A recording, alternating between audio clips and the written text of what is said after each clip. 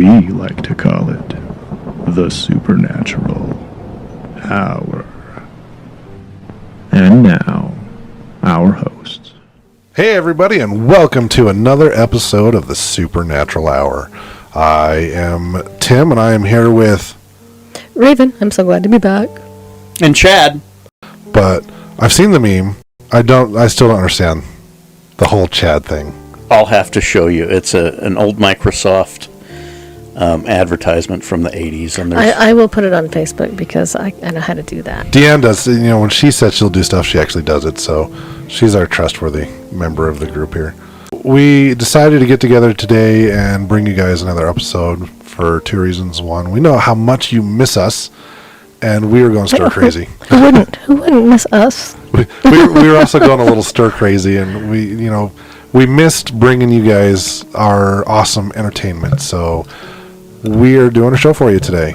If you know someone that needs something to do, I know this pretty cool podcast that you could point them to. Yeah, ours. Yes. Now would be a good time, and you never know. Some people say, "Oh, paranormal." People think I'm weird. You never know. I think more people than not love the paranormal and find it fascinating. So tell your friends, hey, we listen to this great podcast, and you should give it a listen. We'll start off with a little bit of business, and I'll turn the time over to you. So, business-wise, if you have something going on in your home, please contact us. We can maybe give you, and I hate to use this word, but we can give you a Band-Aid to kind of help, calm the activity down until we can get out there and give you at least a little bit of relief. So, all is not lost if you're having troubles in your home. So please contact us, and we can give you some help. And where do they contact us at? wisps.org. And there's a contact section there. So just shoot us an email, and we'll give you a call or a text. Text is my preference because I hate talking on the phone. But if you don't text or you want me to call you, I will call you. Someone will call you, and we'll help you at least put a damper on things until we can get out and take care of it for realsies. So I know it's been a minute since we went to Family Tree, but we haven't had a chance to talk about it yet. It's not too fresh on our minds, but we'll do our best to kind of remember I was like, what happened. I had food, I think.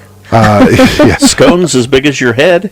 Scones as big as your head. The scones are always awesome there at the Family Tree restaurant. Hopefully this wasn't the last time we got to go to the Family Tree restaurant. Right before we went and did this investigation, they actually posted it for sale.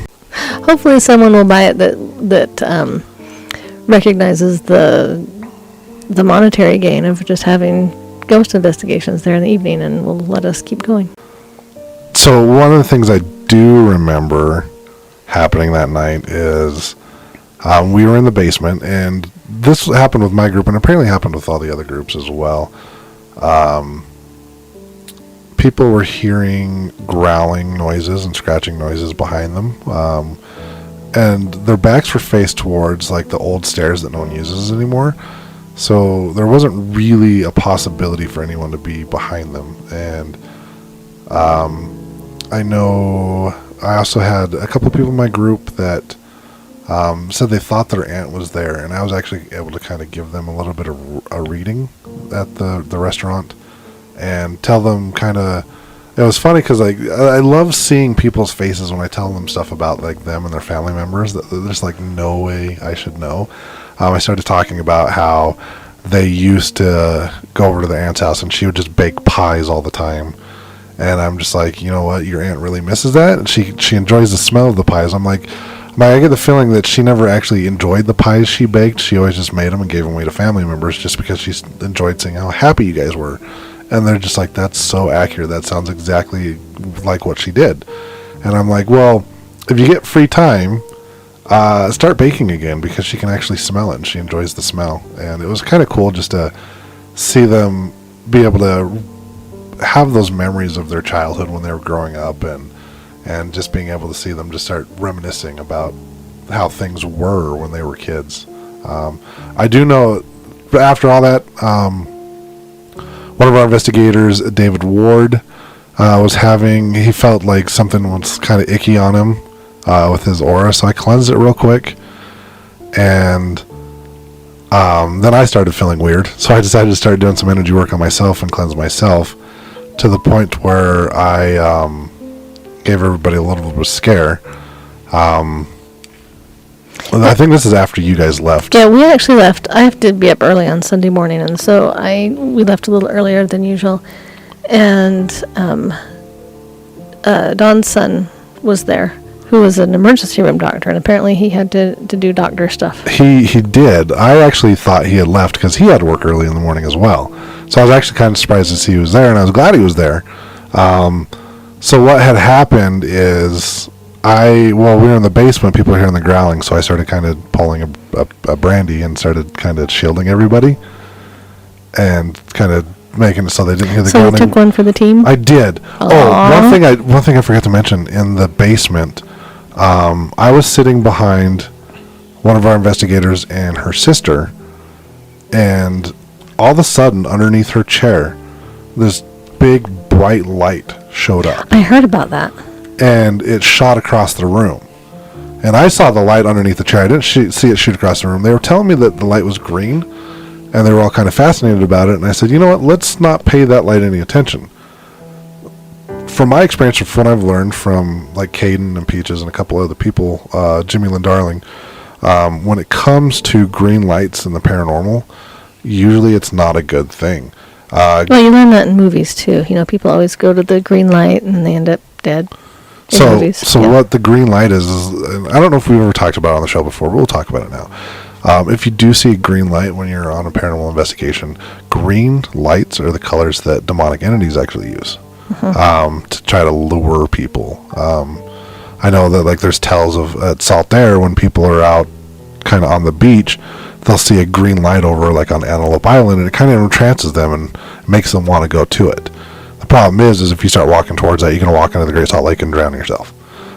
So green lights usually are negative in nature when you see them on an investigation. But that's what they saw. And we tried to recreate the light. Like, she had her flashlight in her pocket, and I thought it might have been her. She actually clicked on her flashlight. But when I had her turn her flashlight while it was still in her pocket, it didn't light up the room as bright as it did before when we all saw the light. So that was really, really cool. I haven't seen anything like that before. Yeah, that's awesome. So I think the only really experience that I had this particular time, and any time you do the same location over and over again, sometimes it might be crazy active for you and dead for someone else and vice versa. And, you're not always going to have the exact same experience every time. So this, for me, was one of my more calmer ones. But the one thing I do remember is the group that I started out with started downstairs with Lucy.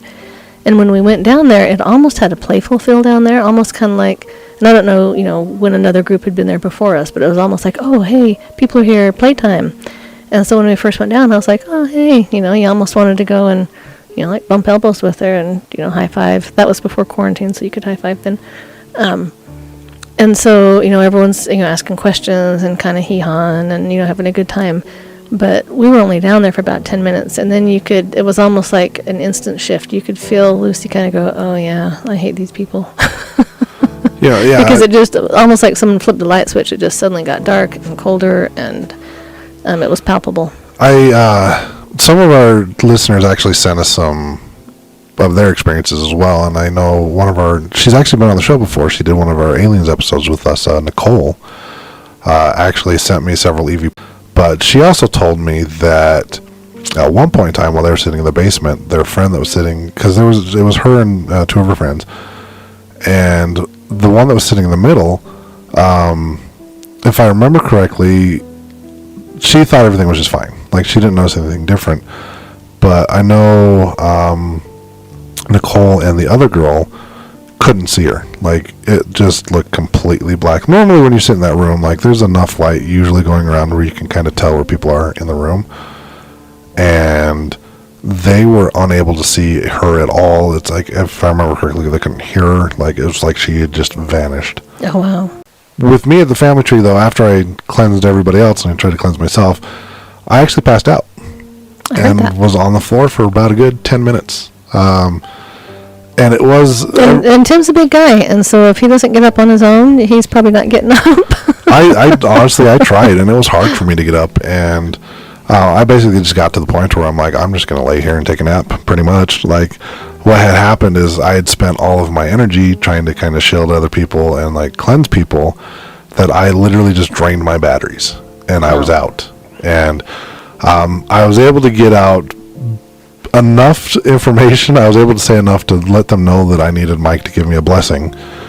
And then that's when I found out Don's son was still there, so they both came over. They gave me the blessing, and I just kind of chilled on the floor for a couple minutes. And then I sat back up, and for some reason I felt like I still needed to kind of work on cleansing myself, so I just started kind of going into like a meditative state. And Mike, being the awesome guy that he is, I love this guy, and I'm glad he's still part of the team. He told me, he's like, I feel like I need to put my hands on your shoulders. Can I do that? And I said, yeah, go right ahead. And I honestly believe, like, without intentionally doing this, I think I started to astral project a little bit, which that's a bad place to be doing that. Yes. And Mike, in my opinion, this is what I think happened, is that Mike was actually able to keep me grounded. And I was able to kind of have this conversation in my head. It took me a minute before I was kind of said this out loud, but I actually asked someone to go through my stones, and I'm like, find the one that stands out to you. And they picked up the jet. That was the one that stood out to them the most. And jet, if you don't know, actually helps prevent and alleviate psychic attacks. And I asked her to place it on the back of my neck, and I remember saying, put it on the back of my neck so I can come back. And as soon as she put it on the back of my neck, I would just kind of like snapped out of it, and I was fine. And Mike told me afterwards, he's like, I've listened to you, what you say when you tell people to follow their gut feeling. He's like, I just had this really strong gut feeling. I need to put my hands on your shoulders, and I'm really glad he did. So that's awesome.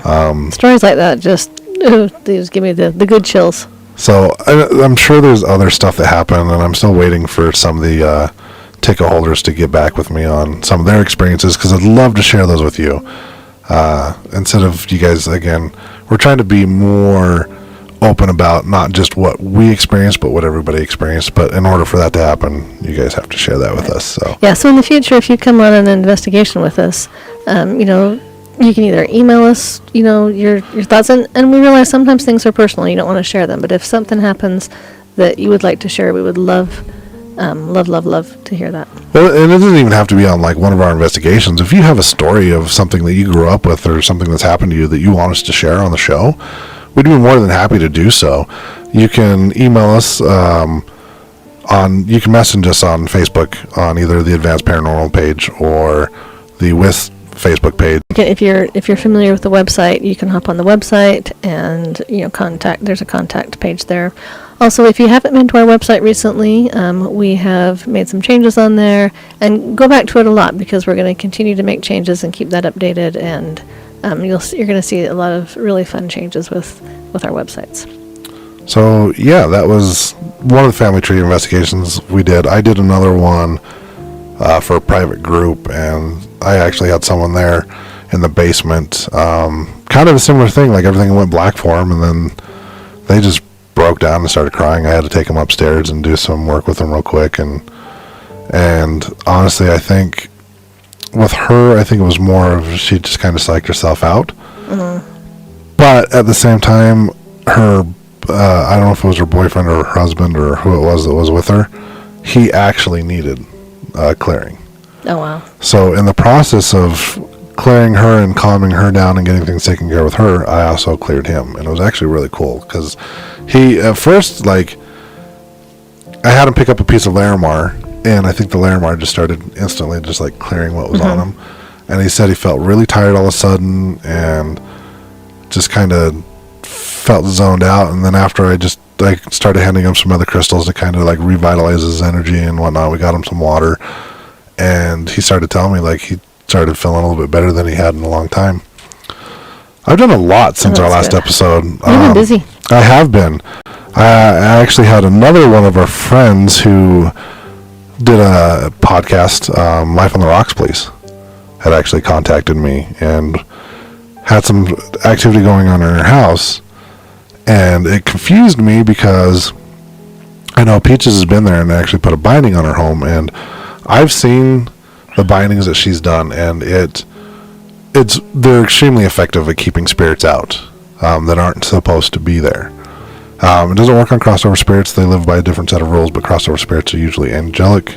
Yeah, they usually don't cause you. And they don't interact. But there was definitely something going on. Like, I called Caden as soon as I got the message from Laura, and I said, I don't know what's going on, but I got this feeling like this is not something I need to do alone. I need you to come with me. And he's like, sure. So we set up the very next day, and we were down there at her house.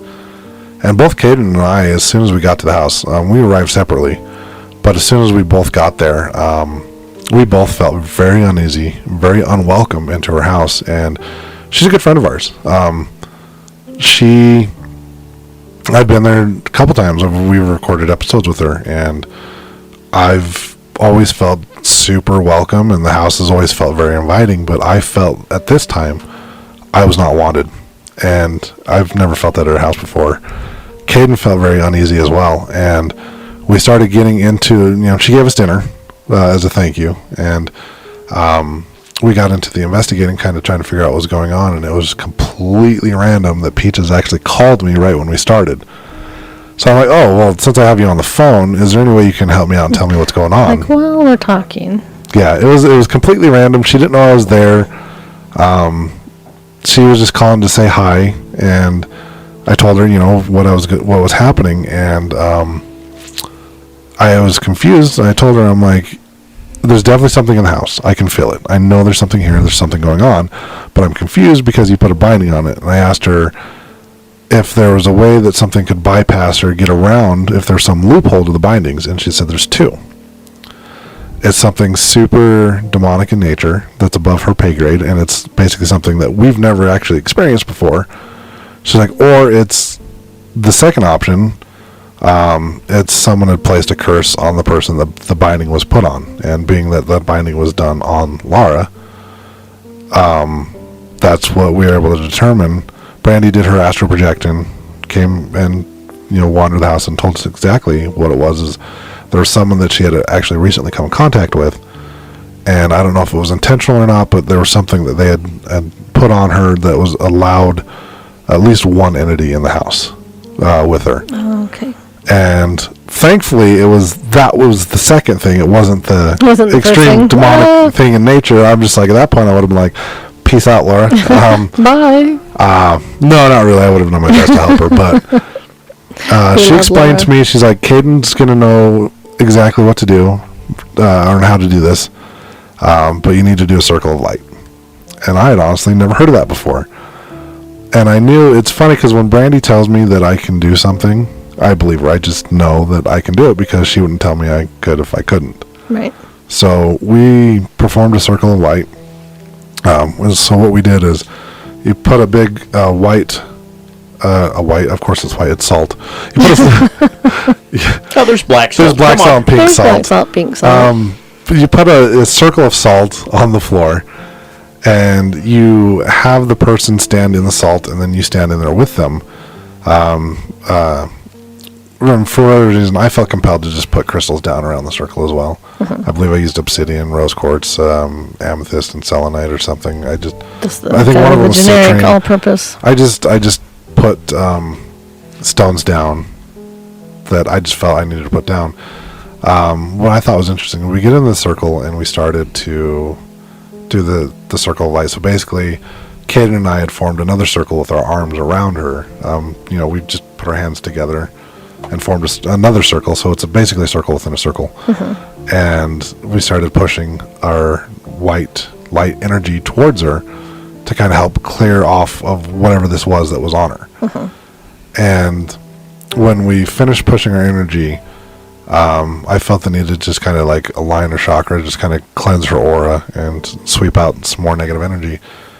And while I was doing this, I got to about the second sweep, I got to the bottom of her neck, and it literally felt like someone was pushing up against my hands. Wow. And I was able to kind of fight through that and push it down and clear her aura. And I actually found out later, it's one of those things where it's like I said, even though she told me it was something I could do, I still it's something I'd never done before. So there was still that little bit of doubt. And that's what was pushing against my hands, was my own self-doubt. Your own self-doubt. So Oh, I wow. had to fight through that, and I was able to clear the energy off of her. And she like literally felt drained. She said her body was sore, and I'm just like, yeah, you need to drink a lot of water, because this took a lot of energy out of all of us. So it was interesting, because as soon as we finished all that and we were done, we got out of the circle, the energy in the house completely did a 180. Like, it felt like its normal house again. Like, everything was The heaviness fine. had gone. Yeah, everything was gone after that. And it was really cool. It's always fun to go to someone's house and be able to help them out like that. And as you bring this up, I do remember a residential that we went on that was after the last podcast. But it was me and Dawn and Jade and Jamie that went. And this lady, she complained about just being sick. She was just always sick. I think she'd complained about being pushed. I think she had heard voices. And then just kind of a sense of unease. She says there was only one room in the house that she didn't feel bad in. And she had actually started sleeping in that room, because when she slept in her room, I think she could even feel things We got touch her. ghosts. We've got ghosts in our basement. Sorry, our box for our soundboard and a tarp fell over. I fell over. So we went, and after doing our investigation, we determined that it was an air elemental. And it was interesting, because while we were investigating, a couple things happened. Jade was up in the bathroom, and I was standing just a few feet away from her, and all of a sudden she goes, "Whoa!" And I said, "What?" And she said, "I was just standing here." And she goes, "I saw a shampoo bottle." And she says, "If a shampoo bottle is going to fall over, it's gonna fall. With gravity, everyone's seen things fall over. Bloop, it falls over." But she said it was like it was in slow motion, and it just slid very slowly. And she said there was nothing there. She said I could get it if it was against something that was kind of holding it up, friction keeping it. But she said it just kind of there by itself, and it just did this really slow fall over. And we're like, "Ooh, that's cool." And it wasn't 10 minutes later that we were in the bedroom where the homeowner said all the activity was, and I was sitting on the bed, and I don't remember if it was a TV or a computer monitor, but I mean, they're kind of the same thing. And I'm sitting there on the bed, and it turned on. And I looked, and I looked at the homeowner, because it was just her, and I said, "Did you just turn the TV on?" And she said, "No." And I thought, well, okay, I sat on the remote, because I had sat on the bed and the TV came on. And so I got up, and we were anyway, by the time we found the remote, it was way over on a table, a few feet away from any of us. And so there's no way that we could have turned it on. The interesting thing is with the air elemental, one of the things that you can use to keep it away is Iron pyrite. iron pyrite. And so we told her to get some iron pyrite, and there's other things that you can do. And so we were doing the other things, and then we said, and then get some iron pyrite and put iron pyrite in each of your rooms. And she looked at us, and she says, the one room that I said in my house feels good. And I said, yeah. She says, there's already some iron pyrite in there. And I love it when that happens, because it just what's the word I want? Validates? Validates, thank you. It just validates. It's like, yes, we got it right. We usually try to get it right. And we had no idea that she had iron pyrite in that room. No, it didn't come up. No one had said anything or asked anything, because why would you think about it? And as soon as we said that, she just smiled ear to ear, and she goes, "I've got iron pyrite in there." I think her dad had collected some stones, and she had a bunch of stones in there, and iron pyrite was one of them. So, and it really helped her too, to know that, that we did a thorough job, and that, we had determined what was there correctly, which is good for us. So that was a fun. She was a fun little lady too. Sweet. I can't think of anything else. Can you? Any other investigations we've done like the last 2 months? No, because the last 3 weeks we've just all been cloistered in our homes. So we're going to shake things up just a little bit differently, and I'm going to do Stone of the Week. We're not going to do a paranormal weirdness, because life right now is pretty weird. So we'll let the weirdness kind of settle for a little bit. But Dawn and I go to Moab often. We've got family down there, and we're down there 2-3 times a year anyway. And if you ever go to Moab, Utah, there's a rock shop on the north end of town, on the east side of the street, that if you don't go there, you have not experienced Moab to its fullness. You have to go there. It's they've got all sorts of stones and fossils, and you name it, they've got it. And so every time I go in there, I don't go in there with something in mind. I never go saying, I'm going to go get amethyst, or there are times when I have, but if it's been for wisps or something. But for me personally, I never go with an agenda. I always just walk in, and there's so many stones in there, the power in there, and the energy in there is crazy. But I just walk over to this one little section, and I just kind of wander around until the one that I'm supposed to take home kind of speaks to me. And this time it's called a charoite, and I don't think I'm saying that correctly, but that's how it's spelled, Charoite. And it's really pretty. It's kind of purple and gray and a little bit of white and black, kind of a mottled, marbly look. It comes from Russia. It's actually kind of rare, but it's inexpensive, even though it's rare. So I don't know how that works. But charoite has, it says it generally strengthens the body. It assists in overcoming exhaustion, stimulates and regulates blood pressure and pulse rate, and it's an excellent cleanser of the body when it's taken with an elixir. And then there was one other thing I wanted to read to you. Okay, I can't find it, but if you remember, on one of our more recent shows, I don't know if it was the last one or 2 shows ago that we did, if you remember, I asked Beaker about a good stone for insomnia. And he did give me an idea. He gave me a couple, but this one helps with insomnia. And so I've actually had it by my bed, and it has helped quite a bit with the insomnia. That's cool. That's good to know. So when I search for stones that help with insomnia, howlite's always like the first one that pops up. Mm-hmm. And I did have a howlite, but the charoite, it didn't. I usually like to get smaller stones. This one that I've got. About the size of a 50-cent piece, if you remember what those looked like. And it's a little bigger than I normally get for myself, but I think it's helped. Well, that's cool. That's good to know. So there you go. We'll shake up. All right, everybody, thanks for listening, and I hope you really enjoyed this episode, and we'll have more coming to you in the future. We will see you later. See ya. You've been listening to the Supernatural Hour at AdvancedParanormal.com. The Supernatural Hour is part of the Radio Ronin network, found at RadioRonin.com. Copyright 2021 by Advanced Paranormal Services.